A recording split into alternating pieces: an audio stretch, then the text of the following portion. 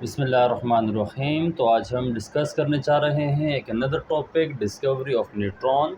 यानी आज का जो टॉपिक है वो न्यूट्रॉन्स के बारे में है, और न्यूट्रॉन कैसे डिस्कवर हुआ, क्यों डिस्कवर हुआ, किससे डिस्कवर किया, और सबसे आखिर में क्यों डिस्कवर हुआ, इसको आज हम डिस्कस करते हैं। जिस तरह अगर इलेक्ट्रॉन्स या प्रोटॉन्स के बारे में डिस्कस करते हैं तो हमारे पास कौन से पार्टिकल्स थे, चार्ज पार्टिकल्स थे। तो डिफ्लेक्शन की वजह से उनका जो ऑब्जर्वेशन थी या उसको जो डिटेक्ट करना था वो आसान था, क्योंकि वो किसी न किसी फील्ड की तरफ क्या हो रहा था, डिफ्लेक्ट हो रहे थे, जिसकी वजह से वो पहले ही दरियाफ्त हो गए। लेकिन जो न्यूट्रॉन्स थे उनका जो दरियाफ्त होना थोड़ा क्रिटिकल था, मुश्किल था। वजह ये है कि उसके ऊपर कोई भी चार्ज यानी चार्ज ना होने की वजह से उसको यानी उसके ऊपर कोई भी चार्ज नहीं था, यानी चार्ज अनचार्ज जिसके ऊपर यानी न्यूट्रल होने की वजह से वो क्या हो रहा था, उसकी जो डिफ्लेक्शन वगैरह मौजूद नहीं थी, यानी डिफ्लेक्शन शो नहीं हो रहा था, इस वजह से वो सबसे आखिर में डिस्कवर हुआ। तो आइए कैसे डिस्कवर हुआ उसको डिस्कस करते हैं। तो जेम्स चैडविक एक साइंटिस्ट था 1932 में, उसने अल्फ़ा पार्टिकल को बम्बार्ड किया, स्ट्राइक किया बेरिलियम के 3 शीट से। तो उसके रिज़ल्ट में उसको कुछ न्यू चीज़ें मिली। उन न्यू चीज़ों में एक चीज़ थी, जो न्यूट्रल पार्टिकल था वो क्या था, न्यूट्रॉन था। तो 1932 में क्या किया, he bombarded alpha particles on thin sheet of beryllium, यानी उसने बेरिलियम की शीट के ऊपर क्या स्ट्राइक किया, अल्फ़ा पार्टिकल को स्ट्राइक किया। अब यहाँ पर कुछ डिस्कस करते हैं इससे पहले कि हमारे पास ये वजह क्या बनी, क्यों डिस्कवर हुआ, इसके पीछे भी एक रीज़न है। उन्होंने देखा, साइंसदानों ने देखा कि हाइड्रोजन के पास एक प्रोटॉन है। हाइड्रोजन के पास क्या है, एक प्रोटॉन है और एक इलेक्ट्रॉन है, ठीक है।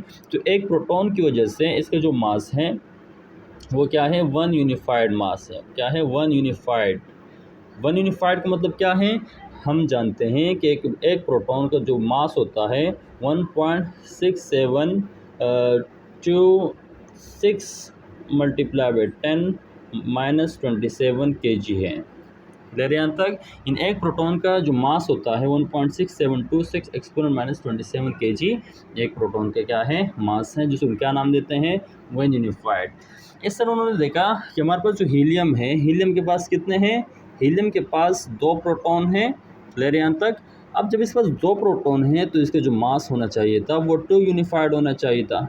वो क्या होना चाहिए था, 2 यूनिफाइड होना चाहिए था। लेकिन जब उन्होंने देखा कि जो हीलियम का जो मास है वो कितना है, वो 2 के बजाय 4 यूनिफाइड मास के बराबर है। यानी होना चाहिए था कि 2 प्रोटॉन हैं तो 2 यूनिफाइड मास के बराबर उनका मास होना चाहिए था। लेकिन जब उन्होंने देखा कि बस क्या है, 4 यूनिफाइड मास है, मतलब 2 का डबल है। तो अब ये जो सवाल था, उन्होंने ये देखा। फिर इस तरह अगर हम देखते हैं, कार्बन देखते हैं, कार्बन के पास 6 प्रोटॉन हैं, तो इसके पास क्या होना चाहिए था, 6 यूनिफाइड मास होना चाहिए था। क्लियर है। इन 6 प्रोटॉन के उसके बराबर उसका मास होना चाहिए था, लेकिन इसका मास कितना था, तकरीबन 12 यूनिफाइड मास के बराबर था। अब ये जो एक्स्ट्रा मास था ये उनको समझ में नहीं आया कि ये क्या है। क्लियर यहाँ तक। जब उन्होंने हाइड्रोजन का वेट किया तो क्या था, एक यूनिफाइड इन एक इलेक्ट्रॉन प्रोटॉन के बराबर था उसका मास। लेकिन जब हीलियम को उन्होंने वेट किया वो 4 यूनिफाइड मास इन 4 प्रोटॉन के बराबर था। क्लियर यहाँ तक। तो यहाँ पर उनको समझ में नहीं आया कि जो एक्स्ट्रा मास है ये कहाँ से आता है। तो ये हमारे पास एक साइंटिस्ट था, वो क्या था, उसका नाम चैडविक, जेम्स चैडविक। उसने एक्सपेरिमेंट में हमें बताया कि ये क्या है हमारे पास, ये जो फिनोमेना है, ये जो रिएक्शन है, ये हमें बताएगा कि वो यूनिफाइड मास जो एक्स्ट्रा मास था वो कहाँ से आता है। क्लियर यहाँ तक। अब दूसरी हम बात करते हैं कि हमारे पास हीलियम या अल्फ़ा पार्टिकल्स क्या होते हैं। अल्फ़ा पार्टिकल दरअसल हमारे पास हीलियम, इसके पास 2 प्रोटॉन हैं और 2 इसके पास क्या है, इलेक्ट्रॉन हैं। क्लियर यहाँ तक। जब इसमें से हम यानी जब इसको लाइट से इसको स्ट्राइक करते हैं तो इसमें से 2 इलेक्ट्रॉन रिमूव हो जाते हैं। तो इस तरह इस पर क्या आता है, हीलियम +2 चार्ज आ जाता है। मतलब आपके पास क्या है, हीलियम के पास 2 प्रोटॉन हैं न्यूक्लियस के अंदर और 2 इलेक्ट्रॉन है कहाँ पर, उसके ऑर्बिट्स के अंदर। उसके मतलब उसके पास 2 ही इलेक्ट्रॉन मौजूद हैं। जब इसमें से 2 इलेक्ट्रॉन रिमूव करते हैं तो उसके बाद क्या आ जाता है, +2 चार्ज। और ये आपके पास जो शेल वगैरह है वो क्या हो जाते हैं, मतलब इसके पास इलेक्ट्रॉन ना होने की वजह से सिर्फ क्या रह जाता है, उसका न्यूक्लियस रह जाता है। और ये जो न्यूक्लियस होता है +2 के चार्ज के साथ, तो ये क्या कहलाते हैं, अल्फ़ा पार्टिकल्स कहलाते हैं। क्लियर है यहाँ तक?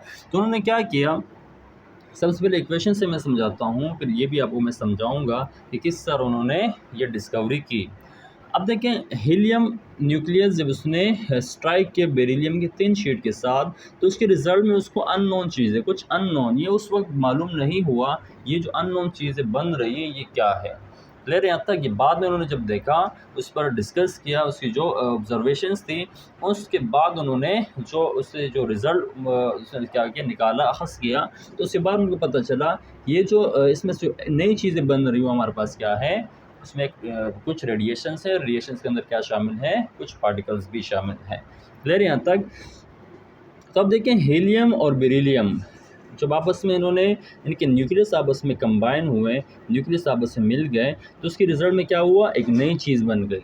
अब देखिए, हमारे पास केमिकल रिएक्शन आप देख चुके हैं कि फ़र्ज़ कर आपके पास क्या है कि CH4 जब रिएक्ट करता है O2 के साथ, तो इसके रिज़ल्ट में क्या बनता है, फ़र्ज़ हमारे पास केमिकल रिएक्शन है, इस रिज़ल्ट में बनता है CO2 बनता है, साथ में H2O बनता है। अब देखें, अगर भाई यहाँ पर CHO है तो यहाँ पर आपको CHO मिल रहा है, तो ये क्या है, केमिकल रिएक्शन। तो केमिकल रिएक्शन में नई चीज़ कुछ नहीं बना, मतलब आपके पास एलिमेंट्स चेंज नहीं होते हैं। कार्बन अगर रिएक्टेंट में है तो प्रोडक्ट के अंदर भी आपको कार्बन मिलेगा। तो केमिकल रिएक्शन में या तो बॉन्ड्स बनते हैं या आयंस चेंज होते हैं, इलेक्ट्रॉन या प्रोटॉन आपस में क्या करते हैं, यानी कुछ आयोनाइजेशन वगैरह उनकी होती हैं। लेकिन यहाँ पर क्या है, बेरिलियम और हीलियम के न्यूक्लियस जब आपस में कंबाइन हुए तो इसके रिजल्ट में एक नई चीज़ बन गई। तो ये जो प्रोसेस है इसको हम क्या नाम देते हैं, इस प्रोसेस को हम नाम देते हैं ट्रांसम्यूटेशन का नाम देते हैं। हमारे पास क्या कहलाता है, ट्रांसम्यूटेशन। ट्रांसम्यूटेशन मतलब ये है कि इसके रिजल्ट में एक नई चीज़ बन गई जो बिल्कुल भी पिछले वालों से मैच नहीं करता। अब इनको कैसे इनको ये डिस्कस किया, इनको हम डिस्कस करते हैं। अब यहाँ पर देखते हैं कि बेरिलियम के पास 4 प्रोटॉन्स हैं और हीलियम के पास क्या है, 2 प्रोटॉन्स हैं। 2 और 4 कितने हुए, 6 प्रोटॉन यहाँ पर हमें नज़र आ रहे हैं। 6 प्रोटॉन कंप्लीट हैं, इसमें कोई तब्दीली यहाँ पर नहीं हुई। लेकिन यहाँ पर बेरिलियम के पास 9 इसका मास नंबर है और हीलियम का 4 मास नंबर है। तब उन्होंने देखा कि 9 और 4 होना चाहिए था 13। ठीक है, मास नंबर कितना होना चाहिए था, 13। लेकिन जब उन्होंने ऑब्ज़र्व किया तो उसमें क्या मिला, उसको 12 मिला। अब यहाँ पर उनकी ये मसला था, यहाँ पर 13 होना चाहिए था इसका मास नंबर, ये 12 क्यों हुआ। ठीक है, तो ये क्या बना, बिल्कुल जो हमारे पास यहाँ पर रिएक्शन था जिसको हम क्या नाम देते हैं, ये जो रिएक्शन को हम न्यूक्लियर रिएक्शन का नाम देते हैं, क्योंकि इसमें आपस में क्या मिल रहा है, न्यूक्लियस आपस में मिल रहा है। ठीक है, तो यहाँ पर उन्होंने क्या देखा, यहाँ पर 13 के बजाय 12 के बजाय 13 होना चाहिए था, लेकिन क्या मिला, 12 मास मिला, यानी मास नंबर उसकी मिला 12 मिला। अब उस मास नंबर के साथ साथ जब उन्होंने ये रिएक्शन तो किया, एक से रिजल्ट में एक धमाका हुआ, एक ख़तरनाक रिएक्शन हुआ। तो उस ख़तरनाक रिएक्शन में ये तो बना, लेकिन साथ में कुछ रेडिएशंस निकली जो कि क्या थी, हाई एनर्जेटिक रेडिएशंस थी, बहुत एनर्जी के साथ वो रेडिएशंस निकले। तो उन रेडिएशंस के अंदर कुछ न्यूट्रल पार्टिकल्स भी थे। उस न्यूट्रल पार्टिकल को उसने क्या नाम दिया, उसने उसको नाम दिया न्यूट्रॉन्स का नाम दिया। क्या नाम दिया उसको, न्यूट्रॉन। इसके ऊपर कोई चार्ज ना होने की वजह से उनको क्या नाम दिया, न्यूट्रॉन्स का नाम दिया। और यहाँ पर सामने 3 शीट लगा, इसका नाम क्या था, वैक्स पैराफिन, क्योंकि पैराफिन था, पैराफिन से बना था हाइड्रोकार्बन, वो यहाँ पर सामने रखा। तो उसके बाद जो उनको ऑब्जर्व हुआ अब क्या था, एक अनचार्ज पार्टिकल था जो उन्होंने क्या नाम दिया था, न्यूट्रॉन। तो एक्सपेरिमेंट हम देखते हैं। तो उन्होंने क्या लिया, हीलियम का जो सोर्स है वो क्या था, पोलोनियम, यानी हीलियम पोलोनियम क्या है, ये हीलियम का एज ए सोर्स लिया। ठीक है, जो कि अल्फा पार्टिकल का क्या था, सोर्स था। ठीक है, अल्फा पार्टिकल्स क्या होते हैं, इनके ऊपर +2 चार्ज होता है, यानी हीलियम न्यूक्लियस को हम क्या नाम देते हैं, अल्फा पार्टिकल का नाम देते हैं। उसके सामने उसने क्या रखा, या आपको जिस शीट नज़र आ रहा है, ये शीट किस चीज़ का है, बेरिलियम का है। क्लियर यहाँ तक, ये थिन शीट किस चीज़ का है, बेरिलियम। क्लियर यहाँ तक। उसने क्या किया, और उसके सामने एक और शीट भी रखा, उस शीट का नाम क्या है, पैराफिन वैक्स। क्या नाम देते हैं इसको, पैराफिन वैक्स का नाम देते हैं। और ये पैराफिन्स क्या है, ये हाइड्रोकार्बन है। क्या है, हाइड्रोकार्बन से बना है, यानी इसके अंदर हाइड्रोजन और कार्बन मिक्स हैं। हाइड्रोजन और कार्बन से वैक्स क्या है, यहाँ पर बना है। इन्होंने क्या देखा कि जब हीलियम न्यूक्लियस को इन्होंने स्ट्राइक किया किस चीज़ के साथ, बेरिलियम के 3 शीट के साथ उन्होंने स्ट्राइक किया, ठीक है, इस पर अप्लाई किया, तो इसमें रिज़ल्ट में यहाँ से कुछ नई चीज़ें निकली। क्या निकली? कुछ प्रोटॉन्स निकले यहाँ से। क्या निकले? कुछ नए पार्टिकल्स निकले। ये पार्टिकल्स अभी तक क्या है? अननोन है। अभी तक इनको कुछ समझ नहीं आ रहा कि ये पार्टिकल क्या चीज़ है। उनके सामने उन्होंने क्या रखा? एक वैक्स रखा। वैक्स का क्या लिखा? एक वैक्स का थिन शीट रखा, जो किस चीज़ से बना है? Paraffin wax. अब ये पैराफिन वैक्स क्या है? हाइड्रोकार्बन का सोर्स है। मतलब बस कार्बन कार्बन कार्बन के साथ क्या है? हाइड्रोजन। हाइड्रोजन आपस में क्या है? हाइड्रोजन यहाँ पर मौजूद है। मतलब क्या है? यहाँ पर जो हाइड्रोजन मौजूद है वो भी क्या है? एज अ प्रोटॉन काम करेगा। क्यों? क्योंकि इसके पास क्या है? एक प्रोटॉन तो मौजूद है। जब हाइड्रोजन के पास इलेक्ट्रॉन नहीं होता तो मतलब वो भी क्या है? प्रोटॉन कहलाता है, क्योंकि उसके पास एक ही प्रोटॉन है, कोई न्यूट्रॉन उसके पास मौजूद नहीं होता। ठीक है, तो यहाँ से जो निकलने वाले अननोन रेडिएशन से, अननोन जो उसके पास क्या था, अननोन जो भी, क्योंकि जब रेडिएशन यहाँ से निकली थी तो उस रेडिएशन में क्या आते हैं? कुछ पार्टिकल्स भी थे। तो इन्होंने ये क्या है? अभी तक अननोन है, कोई आइडिया नहीं है कि क्या चीज़ है। जब इसके सामने क्या रखा? पैराफिन वैक्स की शीट रखी गई, तो उसने क्या किया? यहाँ से आके यहाँ पर आ गए। अब यहाँ पर क्या किया? जब जैसे यहाँ पर आ गए तो उन्होंने क्या किया? यहाँ पर टकराने के बाद, ये भी कोई पार्टिकल्स है, कोई भारी पार्टिकल्स हैं। क्या है? कुछ भारी पार्टिकल्स हैं, जिसने क्या किया? यहाँ पर जो मौजूद प्रोटॉन्स हैं उनको क्या किया? रिप्लेस किया, उसको बाहर निकाला। तो क्या किया? ये बाहर निकाला। आपको नज़र आ रहा है, लेकिन ये बाहर निकाला, इस पर क्या आते हैं? ये पर तो पॉजिटिव चार्ज थे। ये कोई चार्ज इसी पर मौजूद था। कैसे पता चला? यहाँ पर मेरे पास एक डिवाइस थी। क्या थी? डिवाइस मौजूद थी। उस डिवाइस मैंने क्या किया? डिफ्लेक्शन शो की। डिवाइस शो डिफ्लेक्शन, यानी उस डिवाइस ने क्या शो किया? डिफ्लेक्शन शो किया। डिफ्लेक्शन कब शो करते हैं? जब कोई चार्ज होता है। जब मैंने पैराफिन का थिन शीट रखा, तो जब यहाँ से रेज रेडिएशंस निकली, तो उन रेडिएशन ने क्या की? यहाँ पर जो डिवाइस मौजूद था डिफ्लेक्शन का, जो करंट को मेजर कर रहा था, तो जब यहाँ से रेडिएशन निकल रही थी, क्या क्या डिफ्लेक्शन शो हो रही थी। तो इसका मतलब यह है कि यहाँ पर क्या है? कोई चार्ज पार्टिकल मौजूद थे। चार्ज होने की वजह से वो क्या हो रहा था? डिफ्लेक्शन शो हो रही थी। ठीक है, तो इट मीन्स के ये जो रेडिएशन यहाँ पर जा रही थी, उसने जो हाइड्रोकार्बन के अंदर जो प्रोटॉन्स मौजूद थे उसको क्या किया? इजेक्ट किया। कि प्रोटॉन के ऊपर पॉजिटिव चार्ज होता है, तो उसने क्या किया? डिफ्लेक्शन शो की। लेकिन नेक्स्ट एक्सपेरिमेंट में उन्होंने क्या देखा? नेक्स्ट एक्सपेरिमेंट में उन्होंने देखा कि इन्होंने जो यहाँ पर 3 शीट रखी थी पैराफिन वैक्स की, यहाँ से हटा दी सामने से। यानी एक्सपेरिमेंट बगैर क्या था? बगैर किसी पैराफिन वैक्स के था। तब जब इन्होंने देखा कि वही रिएक्शन तो दोबारा हुआ ट्रांसम्यूटेशन का, क्लियर यहाँ तक? उसमें ये चीज़ भी बनी, लेकिन इस बार जो ये पार्टिकल यहाँ से मूव कर रहे थे, ठीक है, अननोन पार्टिकल्स थे, ये जब यहाँ से मूव कर रहे थे तो कोई भी डिफ्लेक्शन शो नहीं हुई। Do not show any deflection. यानी पैराफिन वैक्स हटाने के बाद उन्होंने यहाँ पर कोई भी पैराफिन, यानी यहाँ पर जो पैराफिन वैक्स जब उन्होंने हटाया, इस बार जब ये रिएक्शन हुआ, रेडिएशंस निकले, उन रेडिएशंस के अंदर पार्टिकल्स भी निकले, ठीक है, लेकिन उन पार्टिकल्स ने कोई भी डिफ्लेक्शन शो नहीं की। इट्स मीन दैट कि ये जो पार्टिकल्स है ये क्या है? अनचार्ज पार्टिकल है, इसके ऊपर कोई भी चार्ज मौजूद नहीं है, जिसकी वजह से इस पर कोई डिफ्लेक्शन शो नहीं हुई।